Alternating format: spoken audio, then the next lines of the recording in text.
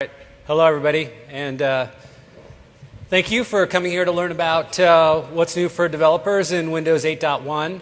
At a high level, I have a lot to cover. There's roughly about 5,000 new APIs in Windows 8.1, and I'm going to try to talk about every one of those. No, not really. So I had to pick and choose what I thought would be good to talk about. I'm going to try to cover the breadth, but at the same time doing some work to go deep in certain areas that I think might be interesting. So with that, let's go ahead and get started. So as I said, there's a lot of work that we've done in the platform, and some of it is API work, but there are also some new concepts that I need to talk about because they impact some of the API work that I'm going to talk about. So this is a laundered list of everything I want to touch on, at least at some level, in this talk. And so with that, let's go ahead and dive into really the new APIs for store development. And there are, like I said, about 5,000 of them. So Windows 8, this is what the landscape looked like. And in 8.1, we did two things. We updated a set of APIs, and we also added a new set of APIs. What I'm trying to do this talk is I'm trying to focus a little bit more on some of the new added APIs that you see in the blue boxes. And so with that, I'm going to jump into one area, and the reason I'm going to jump into this area first is because this demo can take a little bit of time because I'm actually going to do some Azure provisioning on the fly here, and if it needs to take a little time, I can go on to the rest of my talk while I'm doing it. So with that, let's go ahead and show you some new work that we've done with Visual Studio integrated with Azure in 8.1. So I have an existing project that I'm going to go ahead and pop up. So I pre-populated a little bit, and it's this project here. And if I run it, you'll see there's really not much to this project. It's basically slightly more than a blank project. And what I did is I put a splash screen in. Whoop. You don't see. Thank you. You don't see. Sorry. I'll figure out how to swap. Is that? Where's my tech help? Because, hey, I see it. We'll get it figured out. Was it in the keynote? I had mic problems there too. Today must be my unlucky day. So is it me that needs to? Yeah. So maybe that's it. Nope. No, that's what it is. Got it. Okay, sorry. Technical glitch averted. Let's try that again. There we go. Now you can see this black. So what I want to show though is not that. It is the integration we've done in 8.1 with and really one of the things that I want to demonstrate here is that there were certain aspects of integrating with Azure that were hard, but there were also aspects of doing things like live tiles that were a little bit challenging in 8, and we really tried to work across Azure, across tools, and across Windows to make this experience much better in 8.1. So again, I basically have a blank project here, and so what I'm going to do is say add push notification. And what I want to do is I want to support live tiles in my app. And it used to be that was a bit challenging, as I said, so what I do have to do is I have already created a developer account, and I'm going to sign in. Hopefully I get this right. And all I've done, though, is I haven't published an app. All I've done in the store is, with my developer account, is I've just reserved a name. And what this thing is going to do here is it's going to allow me to go ahead and pick this name that I've reserved. And now what's happening is Visual Studio is associating my current app with the name that I've reserved in the store. And what I can do now is I can do a couple things, but I'm going to create a new service because that's what I want to do. At this point in time, the one thing that I have done for setup is I've done this import subscriptions. And what import subscriptions does is it just teaches VS about my Azure account. So I've done ahead of time, I've just set it up an Azure Mobile Services account, and I have a store account. That's pretty much it. And I've told VS through this import subscriptions, which is really easy, I've taught VS about my Azure account, and I'll go ahead and hit create service. And in this case, I got to give it a unique name, TechEd demo. Hopefully that's unique. And it looks not good. TechEd demo 2, nobody would take that. TechEd demo 3, and then let's try it in. I haven't done this before. I've been doing it in the US, so we'll try. We're going to live dangerously. North Europe, server name, TechEd demo again, and I have to enter a password, and it has to be strong, and I have to do it twice. Pressure, and go ahead and create. And this is what I wanted to do ahead of time because this might take a little bit of time. So what's happening here is that there's a handshake that needs to be set up between Azure, Windows Notification Services, which is actually what sends the push notifications, and my app. And they all have to get married up at this point in time, and they're all getting married up. But in addition, my project is getting augmented such that not only can I edit my client-side code, but I could edit my server-side code that's currently being provisioned for Azure. And that's what's going on right here in the background. If it takes another second, I'll let it keep running and continue on with the presentation, which maybe I will do that. So I'll go ahead and jump back to the presentation, and we'll come back to that and check it in a few minutes. Now, there's a few things that I want to talk about in 8.1 that are, I will say, not developer APIs, but just a few things that you get for free when you upgrade your app. So I want to touch on those really quickly, which is we have this concept called resource packs. And if you recompile your app from 8 to 8.1, what resource packs do is they now separate out logically your localized resources from your non-localized resources so that when you actually have your app in the store and it's downloaded on the box, a customer downloads your app, that now they only get the resources that they need for their locale versus you have to have all resources bundled together. So this really helps a lot on app size and download time. And another one is if you retarget your app to 8.1 and you're using a XAML app, we now take all the markup in it and we turn it into binary format, and that really improves startup and load time. So these are not developer-exposed APIs, but just something that you should be aware of. It's just sort of some free goodness in the platform. Now, a couple other things I want to talk about to set some context is there are a couple things that have changed that you as a developer, if you've created an 8 app, should just be aware of. And one is that in general, the guidance was, hey, you should integrate with search charm, and you can feel free to still integrate with the search charm. But you can think of now as the search charm, its primary function is searching Windows and the web, not necessarily apps. And what that means is that, hey, we have a new inbox or in-app search control. And if you want to do search in your app, guess what? We have a control for that, and go ahead and do search for your app. So this is a bit of a change where before the guidance was not to put search in your app, but we just found it was too good of an experience for way too many apps. So we do have a new search control, and this right here kind of outlines first you would think, a search control, how hard is that? Well, it turns out it's pretty hard, and this diagram will just kind of show you a couple things why that's hard, is that as part of search, you can opt into, and by default, it keeps track of, the control will keep track of search history for that app. In addition, you can provide suggestions for the app as well, so the search control will show both of those. And there are suggestions based on your query as well, so this would be, in this case, San Francisco Chronicle. The first item up there would be something you've previously selected, and these would be things that they think might be matches. So that's all baked into the control. So as a developer, you don't have to build that yourself. But really one of the key things that's really hard about search controls that do auto-suggest is when you have to worry about things like IMEs and IMEs working with the search suggestions. And so we've done all the work to plumb that in. And I think in my deck here, I was going to walk you through the search control, but I've really got a lot of content. So if I have time in the end, when I do a store demo, I'll come back and show you the search control. But the previous diagram gives you a pretty good idea of how it works.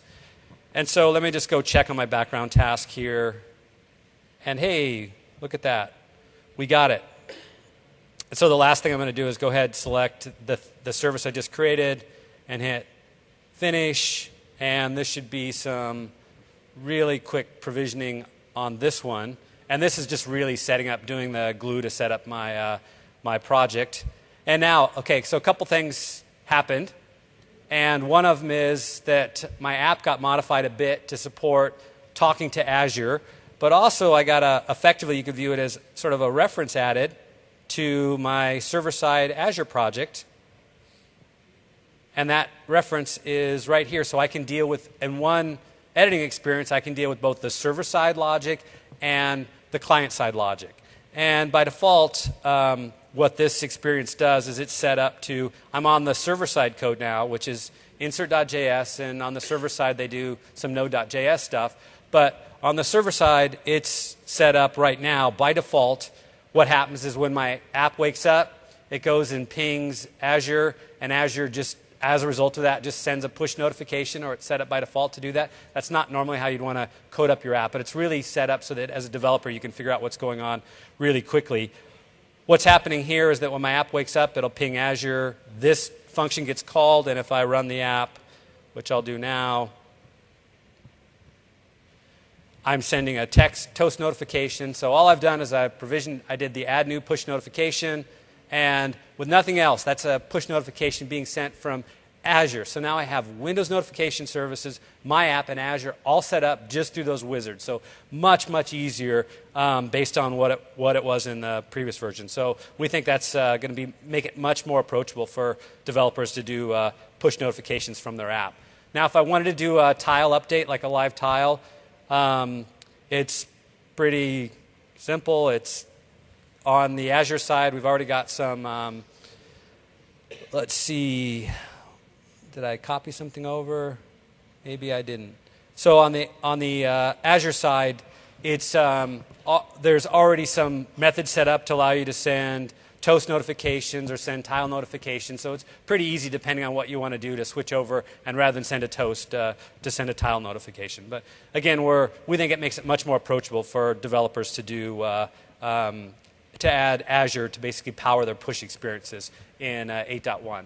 So getting back to some of the changes in Windows that as a developer you should be aware of. And one thing that kind of Brad did a little bit of demoing on this morning is previously in Windows 8, there were really two views as a developer you had to worry about. And one view was when your app was in normal state, effectively, which was if it was anything bigger than 768 in the vertical direction and 1024 in the horizontal direction. And you also had to support this thing called a snap state. And we heard a lot of developer feedback that they felt in general that, hey, the snap state, and it was true, the snap state just wasn't valuable for their app. So in 8.1, you no longer have to provide the snapped view for your app.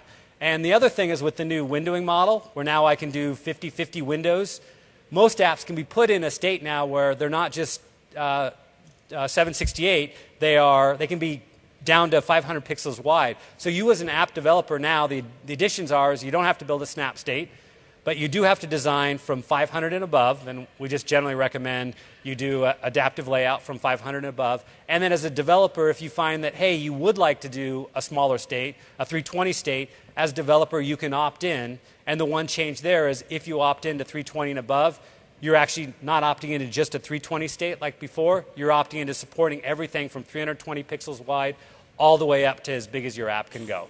So it's a little bit of change than what we've done previously in 8, but we think it's a much better change for both developers and end users in 8.1. So with sort of the basics of changes out of the way, let me go ahead and talk about sort of a whirlwind of some of the other things that we've added in the platform. So one thing we got some feedback on was, hey, I want to be able from my app to do a PowerPoint kind of a thing, which is I want to be able to have my app control an external monitor, like PowerPoint presentation mode. And so we added a new support via projection manager type. And what projection manager type allows you to do is query if there's a secondary monitor attached, and then you as a developer can create secondary windows on that secondary monitor. So now you can create a modern store app that actually supports multiple windows. And we think this is really more important in enterprise type scenarios where you may have that sort of a setup. Something that Brad talked about this morning, but he didn't necessarily talk about the developer aspect of it, is that you can have screensaver apps, but you as a developer can create an app that is a screensaver app or controls what's actually displayed on the lock screen. And the other thing is Brad showed the Skype call. But you as a developer, if you're building a messaging app, you can also opt in to building an app that does that exact same thing. So those aren't limited to, if you will, Microsoft apps. Any developer can take advantage of those features. We added some new contracts. We added calendar. So now, and we've done these in obviously a secure way, but we've added both calendar and people. And effectively what this does is it allows an app, for example, your app, can now add, if you will, an invite. It can't necessarily see a calendar, but you can add basically I'll get it, an appointment.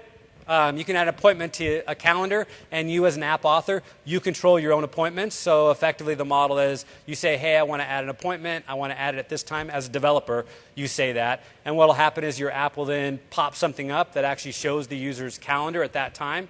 You as an app author don't get access to their calendar, but it will pop up the calendar. The end user at that point in time can say, hey, yes, that looks like a good time, accept that. And then your app gets to then place that entry into the calendar, and it controls that entry in the calendar. So again, it can't see it. It can just control its own entries that it makes into the calendar, all under user control. And people is just a mechanism by which that, in a similar way, your app can say, hey, is there a person, does this person have in their basically people list, do they have somebody named Joe Stegman? And if so, the app can say, okay, can I bring up that person's contact card in the context of the app, and then the end user can interact with it, like instance or make a phone call or something else, send an instant message from their app. And I'd love to, I've got love to show demos of a lot of these features with the 5,000 APIs that I've tried to pick and choose some of the ones that I thought would be a little bit more interesting to demo. So with that being said, let me just jump into a demo of something else new that we've added in the platform, which is text-to-speech. So jumping back into Visual Studio, and I'm going to open an existing project.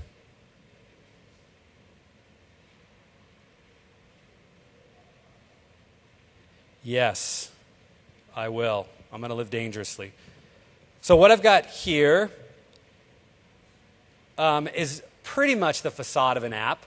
And if I go ahead and run it, this app allows you to type some text in and then hit a button that says speak and select a voice. But there's really not much to the app in order to do that. So what I want to do, though, is just show you how simple it is to go ahead and wire up that button to voice enable your app. And this is the button click event, the speak button click event. And in this case, I am, just to try to keep it simple, I'm going to add that much code to actually play some sound. And what this is doing is there is a new speech class, and I'm going to scroll up a little bit just to show you there's not a lot of magic. There's a new speech synthesis class, and when my app started, it created an instance of that. That's what I'm doing here. Now, or what I'm doing here is I'm grabbing the text in that text block, and I'm calling on the speech class. I'm saying synthesize text, and what that does is it takes that text, goes off and turns that into audio and basically returns me a stream of that audio that I can then play with the media player. So pretty simple. Now what I've done here is I just have the ENUS languages installed on the system, but we support a wide variety of languages. So even though this demo is in English, that if you want to do Spanish or another language, we have languages or voices for those languages as well. So here you can see I have a media player. All this is doing is turning the speech into text and then playing it in my media player. So let's go ahead and turn on my sound so you can hear it. And let's run that. Speak. Hello. How are you? So you go, hey, great, cool. You don't necessarily like the voice. There are some better voices and slightly more European voice. Hello. How are you? So now even then you may say, hey, I want to go faster, I want to go slower, I want to pause here, I have some interesting words that I don't think that engine's going to be able to understand. No need to worry. The engine supports something called SSML, which is speech synthesis, something like that, markup language. And although I'm sending just text to the engine now, I'm going to change this over. And the only difference I made in the code is that I now check if there's markup in it, and I'm going to go ahead and drop some markup in it in a minute. If there's some markup in it, rather than call what I called before, which was synthesize text to speech, I'm going to synthesize SSML to stream. And for markup, I'm going to go ahead and grab this pre-canned markup here. This is SSML, but this will give you a better idea of how powerful the speech engine is. So let's go ahead and copy that in here. And so you can see it looks mostly like normal text with some markup in there. And one of the things here is I'm adding a couple what's called markers. So suppose you're doing a book and you have chapters in here. You can actually search in your stream to go find one of the markers, and you can start playing at a given marker, like a chapter mark or paragraph mark. You can do phonetic pronunciations, which is what you see here. This sentence has marks here and another mark here. This is an example of how to speak the word. Whatchamacallit? This is an example of how to use the say as tag to say a date. April 30th, 2013. This fourth example is how to use the ordinal data type. So given it's a EN US market, you're seeing the day and month are reversed from what most people in here may see as a date and month. That's this down here. But you can see there that you can control phonetically, you can control the pace at which you speak things out, and you can control things like saying a date out logically rather than 0430. So it's really a super powerful engine. And in fact, we have our assistive technology that we ship in Windows, Narrator. Basically, Narrator uses this technology for it to do its text-to-speech stuff. So we think this will enable a bunch of really cool scenarios in Windows 8.1 apps. And so moving back on to the presentation. So we've also added a new web client. And the reason I have this chart in here is because the first thing some people say is, what, another HTTP client? And yes, it's another HTTP client. However, there were lots of limitations that we had. We actually had 3 different HTTP clients across. C++ had to use one, C# had to use another, JavaScript used yet another, and they all had some set of limitations in them. And so instead what we did is we said, okay, rather than trying to solve it 3 times, let's just solve it in one new stack and make sure we solve all the problems and make it available across all languages, including C++. So you can see that's what this chart is trying to convey, is that not only do you have a new web stack, but you have a new web stack that solves a lot of the main pain points that we have heard from customers in the platform. And one of the ones, the first one that I really want to call out is because it's something that we've heard a lot of feedback from the C# developers, is the fact that we didn't have the concept of being able to share cookies. So if you were a developer and you were using a web view in your app, and then you turned around and did a HTTP request, you didn't share the cookies between those two. So that's all fixed now with this stack. So there are big pain points like that that we work to solve with the new stack. In terms of programming model, you'll find the programming model is really similar. If you're a .NET developer, it's really similar to the one that you're using now. The same with JS, it's slightly different, and in C++, it's much better than what you're using now. So we're really and performance is another thing that we're really happy with the experience that we get with the new web stack. But effectively, if you're using the old HTTP client, you'll be able to quickly move to this one, and you'll get these additional benefits in the platform. So we've got some other new APIs that we added. One of them, and I think the only one that I guess there's 2 of them that I want to talk about on here. One is that we now added a way to make it easier to work with background downloading, such that you can prefetch content. So, for example, suppose you're building a magazine type app, and you want to have, or a newspaper type app, and the first thing your users typically do based on their usage pattern is they bring it up in the morning to read the day's paper. And so what you'd like to do is rather when they bring it up in the morning, rather than having to then download all that content, you'd really like to have that content fresh and available for them when they first start their app in the morning. And so what the prefetching work that we did is it makes it really easy for developers to sort of transparently, if you will, create a background task that does that. Effectively, they call a couple APIs that say, hey, can you please preload these URLs? And then that'll automatically kick off some stuff or set some stuff up with a system background task that will automatically make sure that it downloads that content. And when I say downloads the content, in this case, it's just downloading it into the web cache. So this is geared towards web content. And one other thing it's one of those things that developers need to be aware of is that in 8.1, we plumbed in SkyDrive more fundamentally into the file system. And since SkyDrive is now plumbed in more fundamentally, it's great. One of the things that now developers have to think about is, hey, my content actually may not be there. So what SkyDrive does is that you may know, or you may have a bunch of files in the cloud, and what it does is it'll keep the reference information about that on the local client, but it may not download the file. And so what that creates is that if you're dealing with files, then you have to think about whether or not that file is actually really available, or is it something that is not available yet because it's still being cached in the cloud.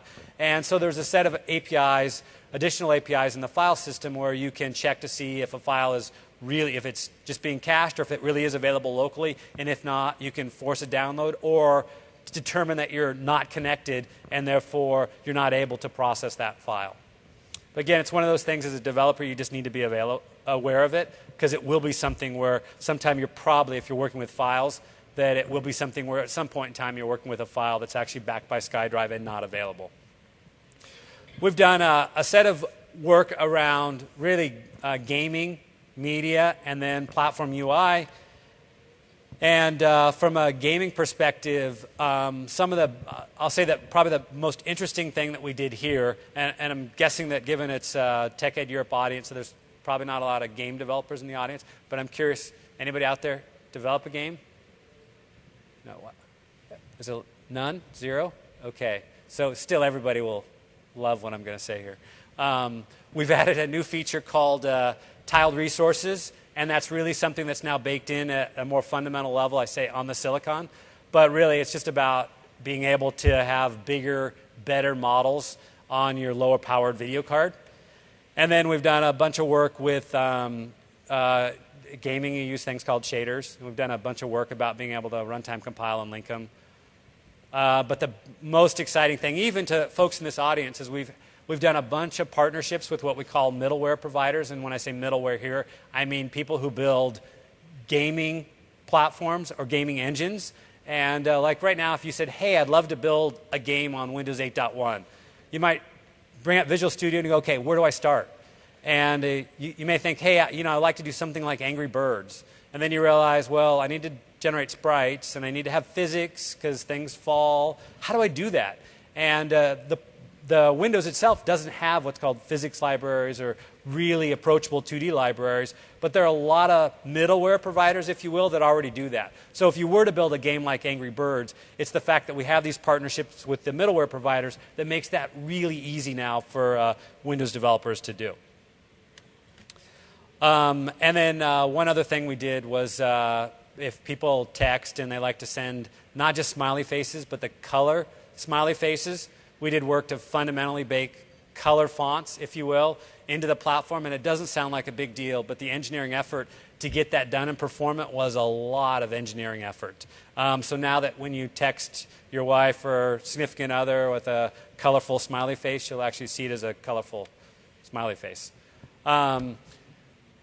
We did work to bake PDF rendering directly into the platform. And what we did for PDF is, I say PDF rendering. And so you can think of at a high level what our APIs do, are they allow you to open up a PDF document. You can figure out how many pages there might be in that PDF document. And I think that's what this tells you. is that you can figure out how many pages there are in that PDF document, and then you can really render those pages, I'll say, as an image or as a DX surface, if you will, if you want to do something more low level. So the nice thing about the approachable part of these, the non-DX part of these, is effectively it allows you to treat a PDF page as an image. And our APIs allow you to control the quality of that image, if you will. So you can say, hey, grab me the first page in this PDF document and turn it into an image, and I want the image to be of this quality. And so it allows you to take, if you're dealing with assets that happen to be PDF assets, previously you had to either go to a third party or do something server side. Now you can render that content and seamlessly, because it's done, as I said, via image tag, seamlessly just like you could with an image in your app. And that's whether it's a XAML app or a WinJS app or a C++ app. We do also support, rather than image tag, you can actually render it directly onto a DX surface if you're one of the more lower level folks. But super happy to have this in the platform because it does enable a lot of richer content type scenarios. Even just thinking of a mail app and getting a PDF attachment, I can now view that without having to go get the PDF app in the store to be able to view that. And this is in the windows.data.pdf namespace. Excuse me. So for media, and for folks keeping track, I'm doing a build recap, but all the build sessions, and there's about 90 developer sessions that I'm doing a recap of, those 90 sessions are all online. So I'll do a quick overview of PDF. There is a PDF session. Think of every slide. There's a session at build. The content is online that you go off and review. So if you wanted more information on the PDF APIs, you could read our docs, or you could watch the PDF session online, the build PDF session.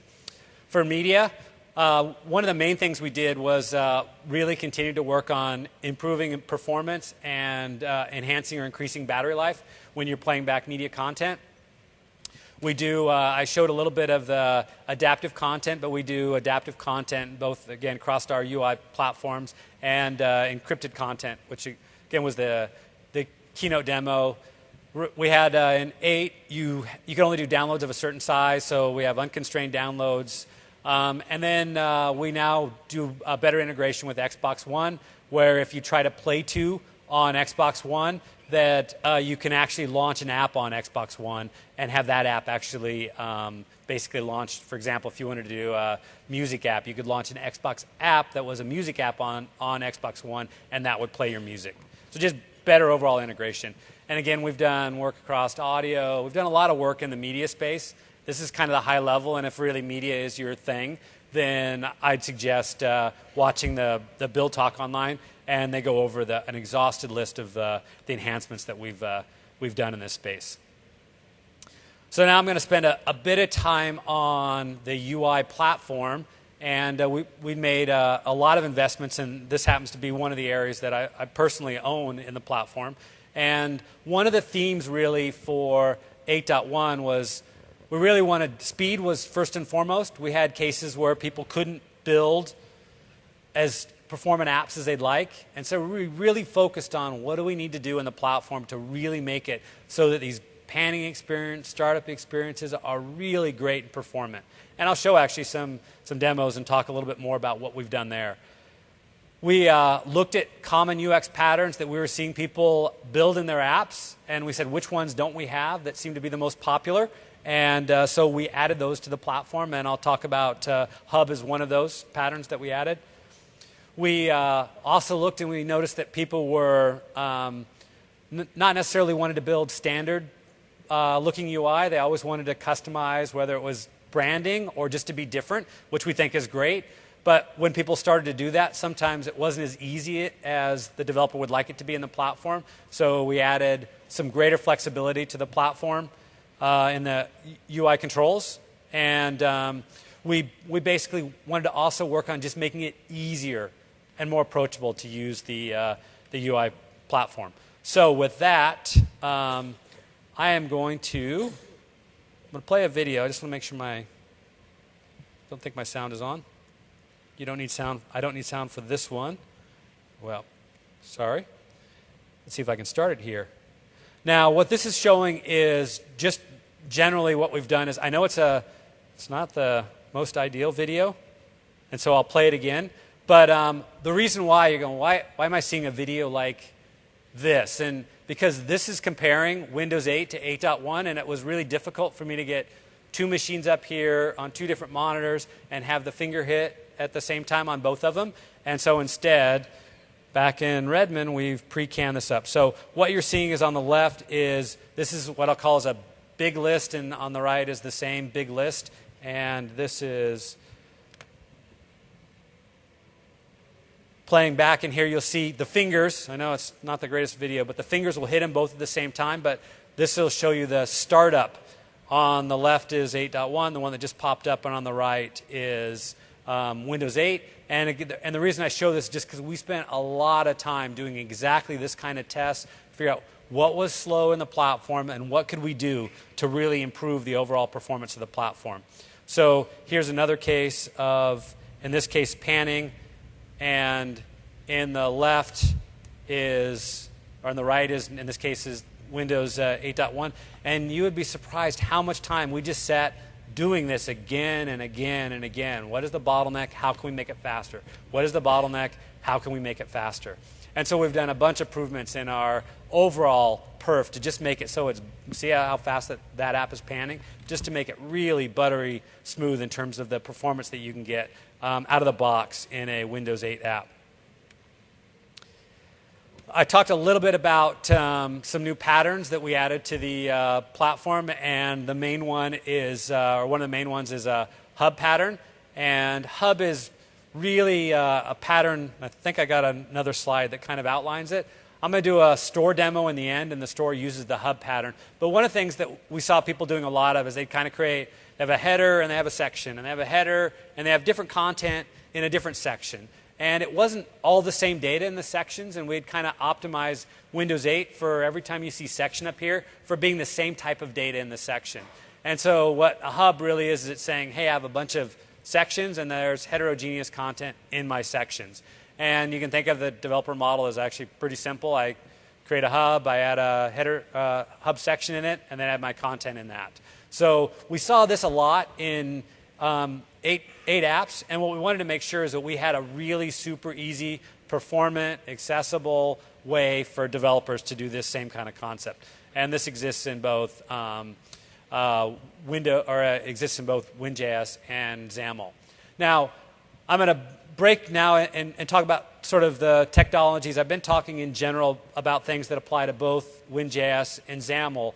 But I want to talk about a little about WinJS, and then I'm going to talk about XAML from a UI perspective. And the reason why is that some of the stuff that we've done here are sort of unique to that developer platform or environment. For example, the first thing I want to talk about is a scheduler. And we added a scheduler in WinJS, and for what people who don't know is that like all UI platforms, there's UI threading issues, and they tend to be even worse in the web platform because you don't have an easy way to be able to do things like background threads. So instead, there's a lot of contention for the UI thread, and a lot of people end up building their own what's called a scheduler.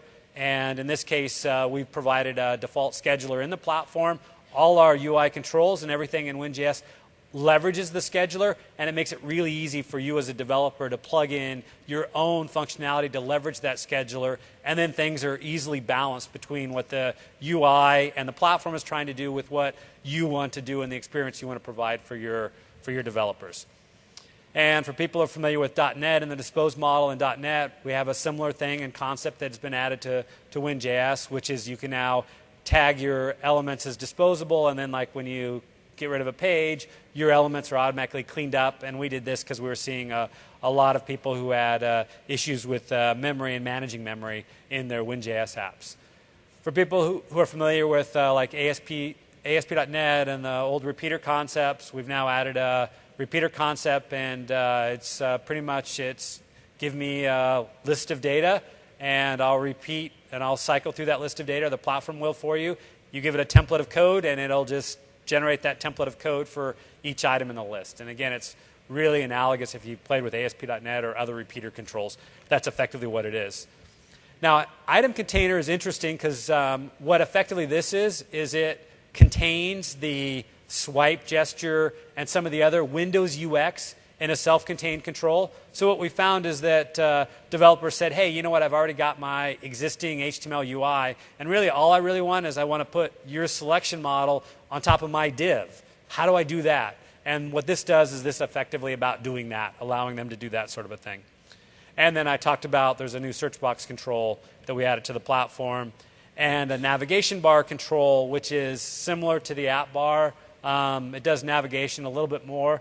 When I do the store demo at the end, I'm going to show you a demo of the nav bar. And one thing I want to call out is that we improved some things in WinJS as well. The previous set was all new. This is things that existed before, but we just did a set of improvements. On the next slide, I'm going to go into the improvements we did for list view, but for app bar, we did a set of work about making it so that it works better with keyboard navigation. We did a better job of now handling when you resize your UI, the correct items drop out and text drops out in the correct way. For the list view, we added vertical grid support, and there's a little animation that shows you that, which we didn't have before. We added grouped header support, another common request we had for list view. And we made it, we added a cell spanning grid. A lot of people had tried to do this sort of thing, and it was a little bit harder than we would like for developers. And so we made it much easier and much more baked into the platform. We've done other list view work, and again, there's a build talk that goes into all the details here, but at a high level, these were some of the main investment areas that we did in 8.1. And we added a set of new layouts too, just because, and the reason we did this, and you see that this was a little bit of a pattern that we did in 8.1, is that sometimes you go, hey, why did you create a new one?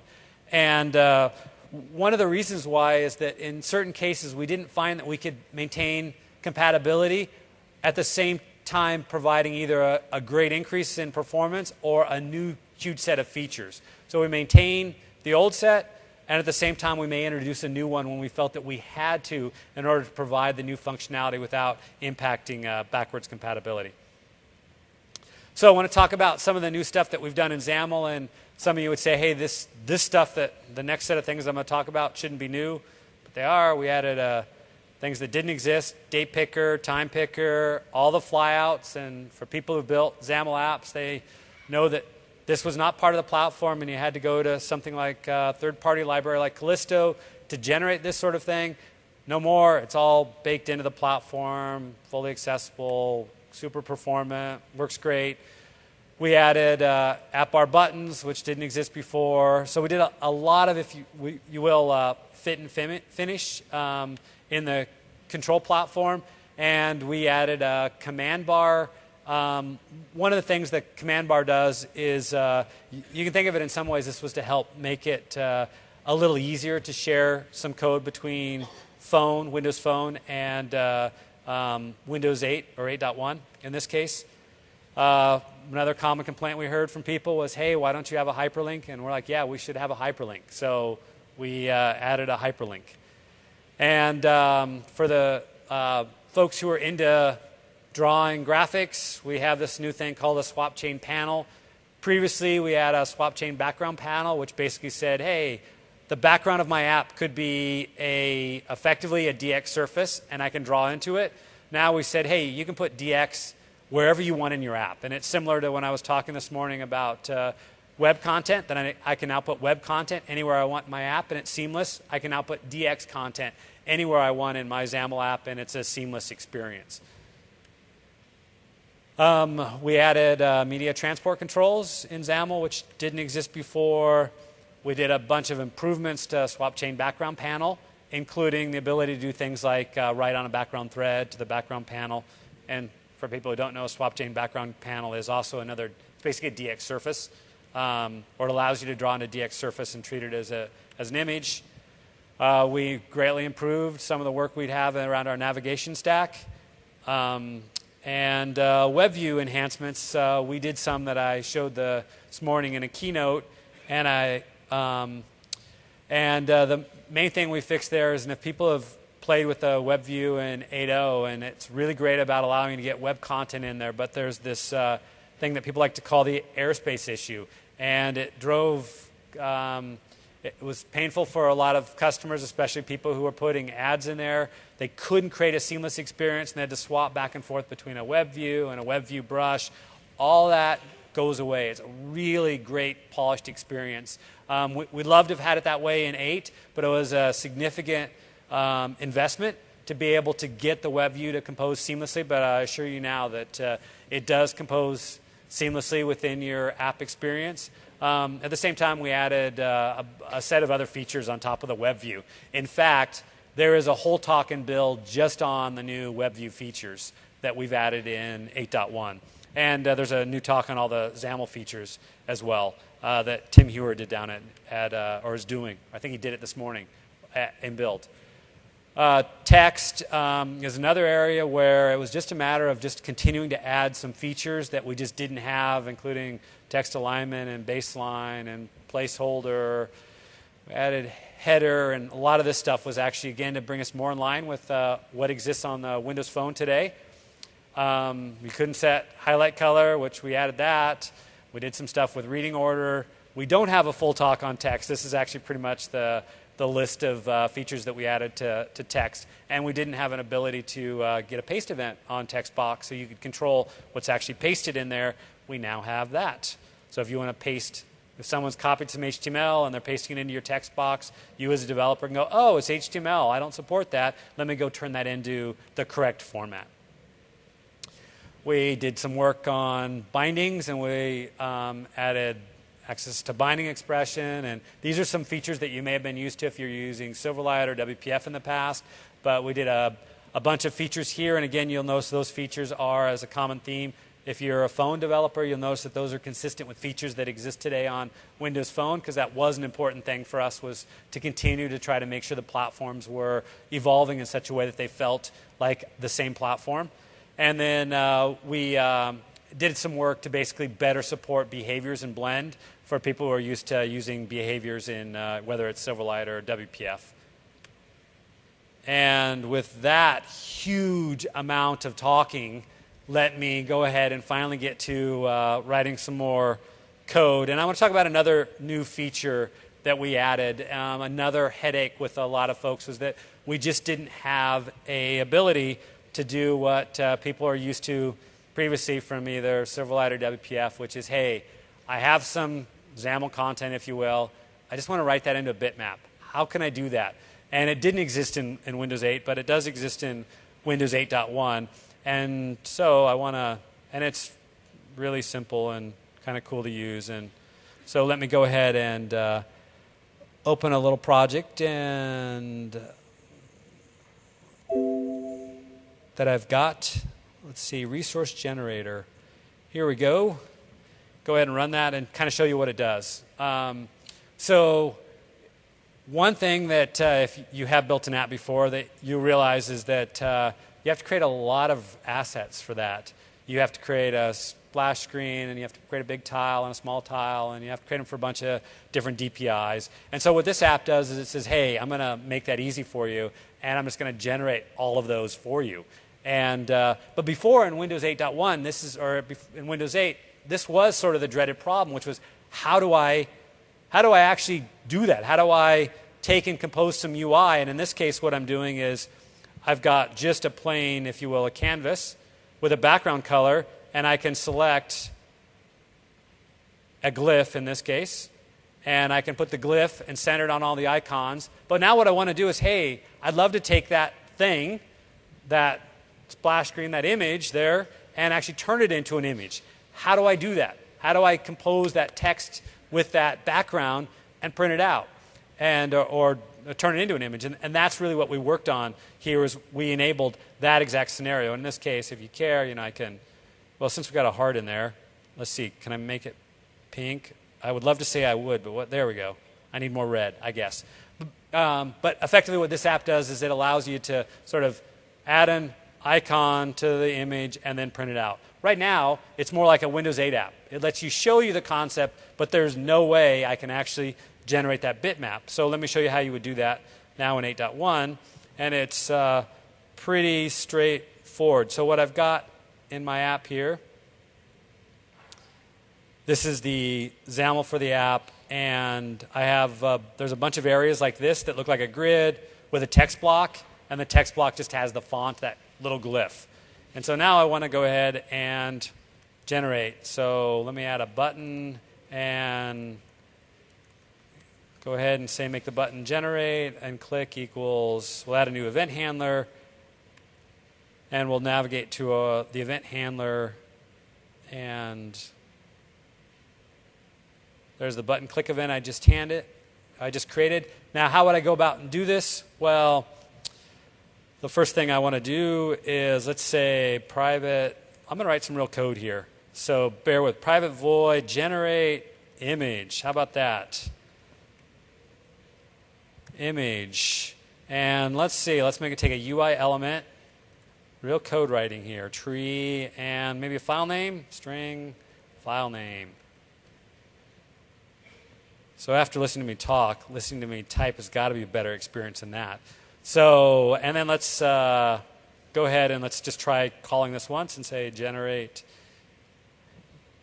image. Nope, I can't even spell. This is why I generally don't do the Generate image. I'll get it. I misspelled the G-E-R. Look at that. Again, so I'm not a good typist. Generate, generate image. Yay. And then for the tree, we'll just start with the splash screen. I want to print that tree, which is my splash screen, which is set to 620 by 300, the size of a splash screen with that UI element. We're just going to start small. And so it was called splash. And then let's give it a file name, splash screen, and that's it. Now let's go ahead and write some code. So how do I do that? Well, let's see. Render target bitmap is the name of the function. RTB equals new.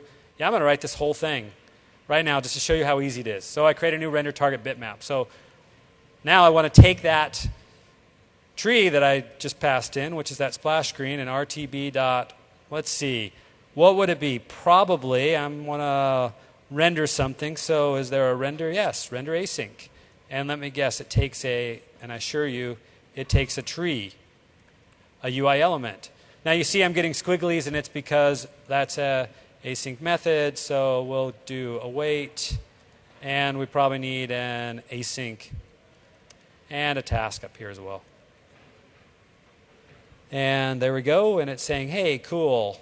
And I need a wait here for people who are C# developers, and then I need async here. I can hear somebody in the audience like going, hey, I can code this up for you. I know, I got this. Okay, so what did I just do? I created a render target bitmap. I said, hey, take that visual tree and go ahead and render it async. And what this does behind the scenes, it creates a bitmap with that context. So now I actually need to read that bitmap out. And I will do iBuffer pixel array equals, and then await, and then we'll do the same thing, RTB dot, and then get pixels. Yeah, get pixels async, there you go. And that's it.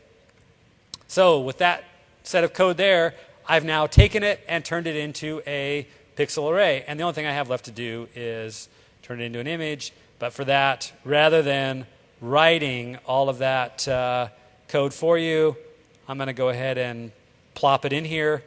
And all this is doing is, I can't just write to the file system due to security reasons, so I need the end user to go ahead and pick a file or a file location for me to write it. So this is just writing some code that actually does that. It picks a file location, and we're going to assume PNG file format because that's what I want.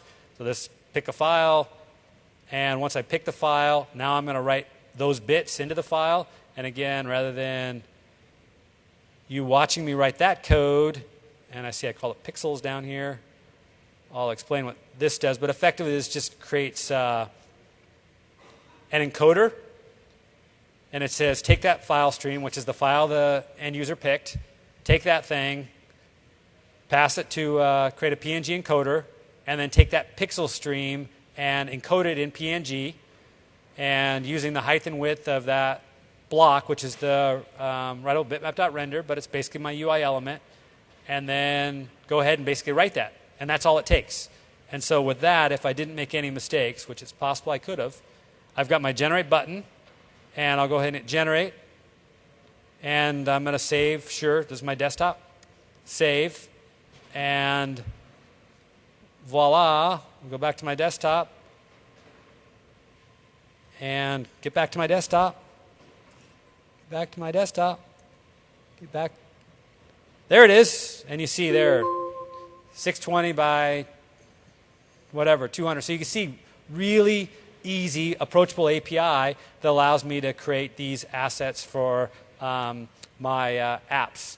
And we really did a lot of listening to customer feedback, and this was one of the big pain points that we had heard from customers, is that this was an enabler. Without a writable bitmap.render, there just was no way they could do certain set of scenarios. And so we really wanted to focus in 8.1 on doing those sorts of things, enabling things in the platform that if we didn't enable them, there was no way for a developer to do them.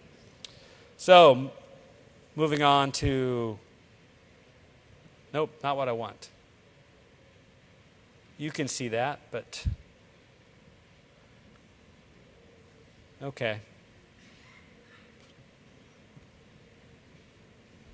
Click. There we go. So I showed this a little bit this morning in the keynote. We did the work for seamless integration with the web view. We added basically control over navigation. I mentioned that we had done a couple other things, and there's a full talk on it. We did the ability to be able to control whether or not you want to allow the app to actually navigate or redirect the navigation. There's some stuff that allows you to basically control the lifecycle of the page that you're on. Another big feature based on feedback was, hey, I have web content in my app. Can I just browse to that web content? Yes, now you can browse to the local web content that actually exists in your app and stored in your app. And we did additional things to lock down some of the security on the web view. And with that, I showed a demo this morning in the keynote. So, and given I'm at 1820 already, but the demo was effectively just showing the airspace issues that we'd fixed in the web view in 8.1. So connecting to devices, mentioned some of these this morning in the keynote. We added a bunch of device support directly in the platform, so you as a developer can get to a wider range of devices, and these are the ones that I mentioned this morning. I didn't mention geofencing, but we do have geofencing APIs, and for people who don't know what that is that now I could say, hey, I'm at work, and when I leave, I want to make sure I text my wife and let her know what time I'm leaving so she knows what time to expect me home. And with geofencing, effectively, that's the kind of thing that you can now write, which is, hey, when I leave this fence, make some event happen, and write some code when that event happens. So super powerful, and we think there's lots of advantages to having that in the platform. Fingerprint, you saw this morning. We have document scanners. One really cool thing that they didn't demo this morning in the keynote, and it does require some new device hardware, is there's this low-lag photo capture that we now have support in the platform.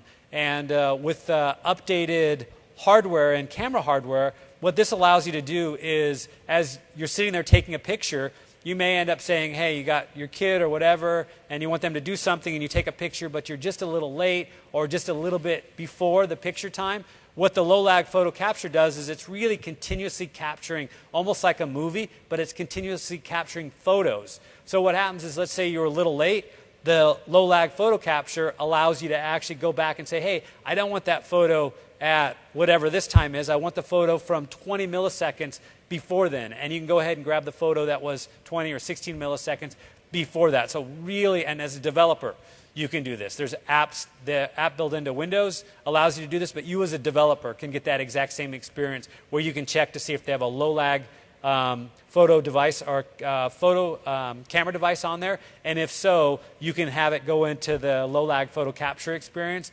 and you can now allow the end user to browse through the sequence of photos that they took. And then tools improvements. And so with tools, we've done a bunch of work around performance and diagnostic tools.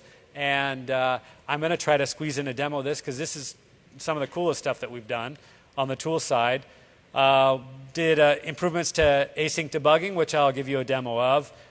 Continually working on improving the designers. And again, we've done much more. There's a build session or several build sessions that just talk about the improvements we've done. I know it says devices there, but this is tools. A set of improvements we've done in the tool space. And with that, I think I've got a quick little demo on async debugging. So let me go ahead and open a project I've got that demonstrates some of the issues with async debugging.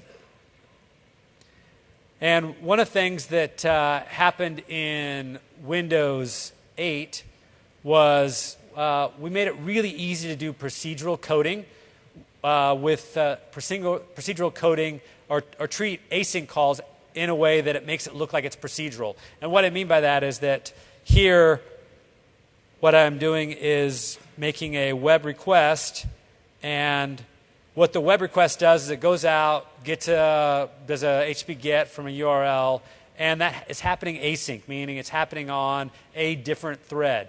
But as a developer, I don't have to worry about going off and saying, hey, spin up a thread, do this. When it's all done doing that, post back to the UI thread. And I can use the new await keyword in C# or the new previous version 4.0 to be able to make it look like it's procedural code. The problem is the debugger didn't understand that. And so what happened is that as you were debugging through your code, you would have an experience where you do, yeah, great, okay. You'd hit the async code, and let's view the call stack here. And you'd go ahead and, if people can't see, magnifier's your friend. So you see a good, I called create temp file, then just to illustrate this, call bar, which calls foo, which calls button click, or vice versa, button click calls foo bar, create temp file, which is where I am now. In Windows 8, in Visual Studio, I'd hit F10, and what would happen is you'd see something like that, but your call stack wouldn't be preserved. Now what happens is you get your full call stack preserved in your async call. So super valuable and super productive for all the developers who've been struggling with async code and trying to figure out what their call stacks are while debugging that. So with that, let me move back on to the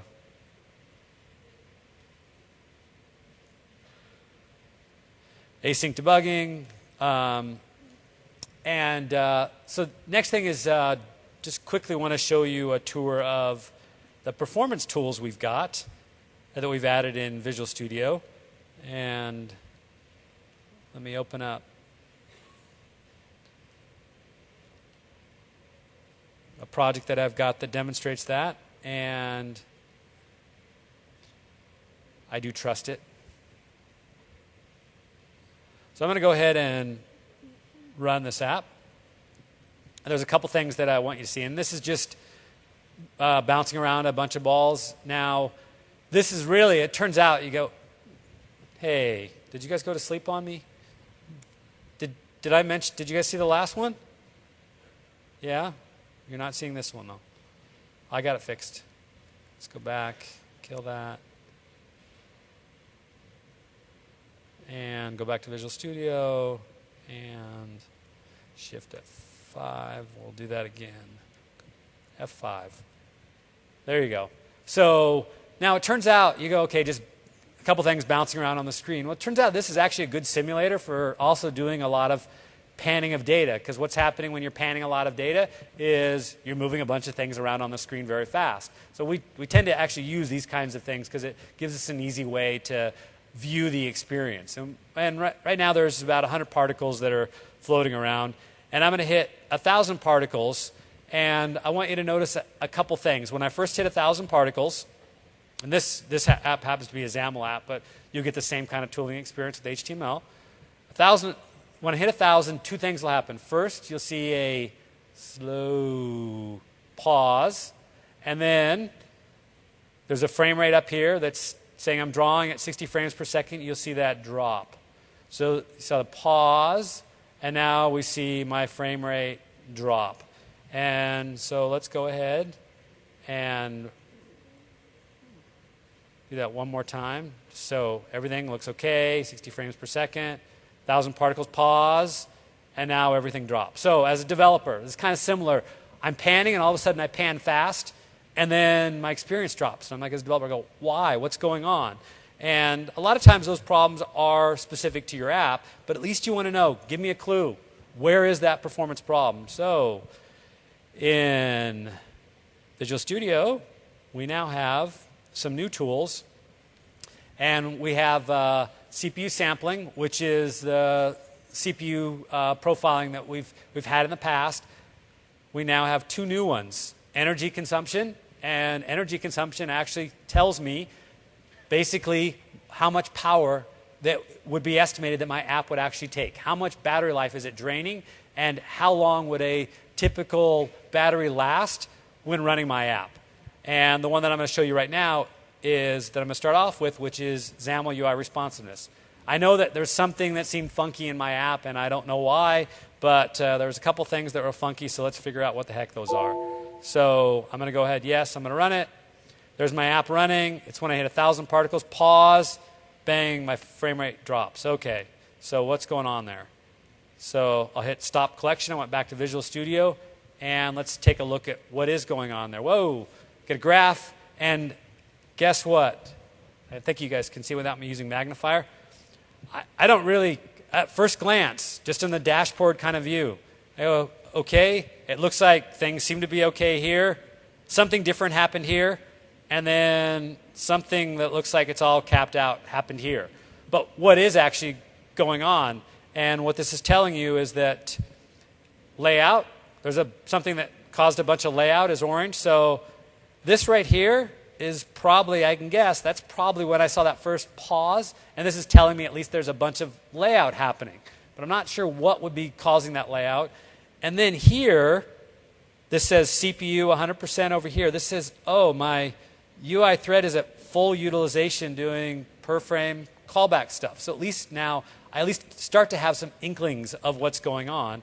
And what I see down in the next one is that this is telling my frames per second, how effectively, how smooth my app and buttery it is. It says fine, fine, fine, whoa, drop off the cliff, and then slower. So again, I kind of see, okay, that's a pattern I am seeing, but what's causing it? And the one thing I want to show you here is that for this part here, it looks like some layout is happening, but what is causing it? And I know, and what I did is I clicked on this thing called Hot Elements. And what this says is that, hey, this is the part of your app that's really taking a lot of time to lay out. Now, in this app, it's no surprise, and yes, it's a simpler app. It's no surprise that you're going to find out that those are the 1,000 particles that I'm bouncing around. But in your app, you'd be surprised. Each app is sort of unique, but sometimes you find out, oh, it's my data template for blah that seems to be taking all the time during layout. So really quickly, by bringing this out, you can figure out, oh, this is the thing. This is the thing I need to speed up. And now you can go into your app and figure out, okay, let's speed that up. So that helps you identify the UI issues. But here you can also see, hey, I'm using a lot of CPU. What exactly is going on there? And what I'm going to do is, let's go ahead and rerun this. Whoops, I don't want to save that. Rerun this app. And no. And I'm going to rerun it, but this time I'm going to go ahead and bring up the CPU sampling. Do the same thing again. Everything looks good. Add 1,000 particles. Slow. Frame rate drops. Go back to Visual Studio and go look at the visual CPU profiling in this case, and going to pop up. And the main thing that I want to look at, which is the most interesting part, is here is telling me where my time is spent. And right here I can see 50% of my time is spent pretty much here and here. And if I go look at that, it'll tell me, oh, it's actually when I'm manually animating these things and the X and Y values, and I'm actually using change notification to do it. So while it doesn't tell me here's how to fix the app, it's really tough to ever tell someone here's exactly what you need to do. But now as a developer, I was quickly able to go, hey, I got some layout problems. I know where I got to go to fix those layout problems and make them faster. Hey, I got some problems where I'm bottlenecking the CPU. I now know, I now can see really easily that's where I need to go address my CPU bottleneck issues. So again, we think it's super powerful. It's going to really help with developer productivity in 8.1. So jumping back to the presentation. And let's see, do I really have 5 minutes to go? Is that the case? Yes? I'm assuming so. That's what it says.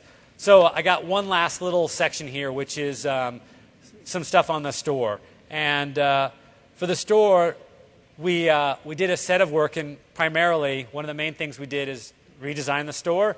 And you can see here, screenshot, but it shows you actually, you can also kind of see the use of the hub pattern in here. And one thing I do want to comment on that was another big thing in 8.1 that's not going to show up in the developer APIs is that all new system UI built in Windows is built with the same UI framework that you use as developers.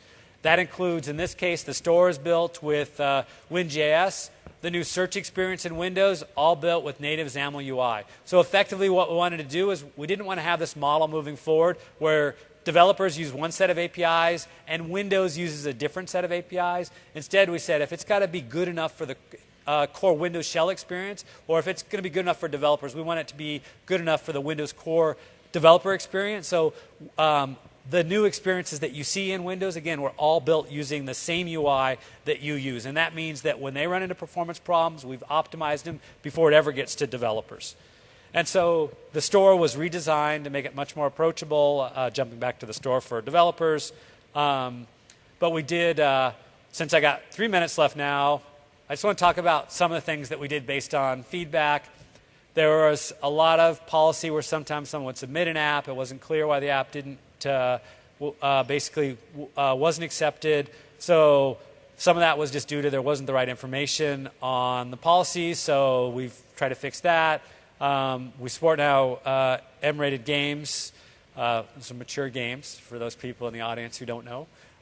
We have better crash data now from certification. So if you failed certification due to crashes, you now got a better chance of figuring out why. Much better, much improved feedback on your failures and why it failed specifically. We have blog posts and better collateral on failures, because we found this was a common area where developers were really getting hung up on why their apps were not being certified. But for developers themselves, and you go, okay, it's great, it's easier for me to now get on the store. Is there anything new the store offers that I might want to be able to take advantage of? And for commerce now, where this isn't necessarily a developer feature, but we now have gift cards available on the store, so you can give a gift to somebody. That's a $25 gift card for the Microsoft Store, and that's available in 41 countries. I think John mentioned that this morning. Now when you install an app, your app landing page stays up, so you can use that to promote other apps. In China, the biggest commerce thing is Alipay, and that's now supported as well. We added 70 new developer markets, which is all good for developers. But the developer thing, which is what I wanted to get to, was one nice thing about Blue Apps is that now with Blue Apps as a developer, when you publish an update, it's an update to a Blue app, it just automatically updates. You don't have to have the developer wait for the end user to go accept your update. For people who, usually this is hitting games a lot, but games now support, or the store now supports package sizes up to 8 gigs, and yes, for games, that's not uncommon. Every 8 app, if you create an existing 8 app, it just installs and runs on the 8.1 store. So you can create an 8.1 app as well, but if you've got an 8 app, you're actually already part of the, you're already in the 8.1 store. If you create, just say, an 8.1 app, of course, it doesn't work on Windows 8, but if you do create an 8.1 app, people in the Windows 8 store will see your 8.1 app and they'll say, hey, oh, I see this app as an 8.1 app, and the store will tell you, oh, upgrade to 8, and you can upgrade to Windows 8 or upgrade to Windows 8.1. You can do that directly from the store, but the store will tell you, hey, you need 8.1, click here to install 8.1, which it will do, and then it will install your app. If you've published both an 8 and an 8.1 version of your app, and someone has your app and upgraded from Windows 8 to 8.1, when they upgrade to Windows 8.1, they'll also get the 8.1 version of your app. And that's what the last bullet talks about. We did a bunch of work as a developer so that you can get better analytics on the different markets that are using your app, what parts of your app you're using, and a much better job of getting you the analytics you need. Last slide in 25 seconds is we did a set of work to improve touchpads, which is good for both desktop apps as well as store apps. And effectively, we added support for basically a bunch of gestures in the touchpad, which includes being able to use your finger to do the equivalent of a touch-based pan. And we did single finger and two finger pans. We also did, now you can use on a touchpad, you can do pinch, you can swipe in from the right, the left, and from the top to do app bar type stuff. And I think with that, sorry, it was a really quick whirlwind of, again, 80 sessions condensed into 75 minutes. And with that, thank you. I am going to stick around to take questions because I know I probably left you with more questions than answers. But again, thank you for showing up for my session.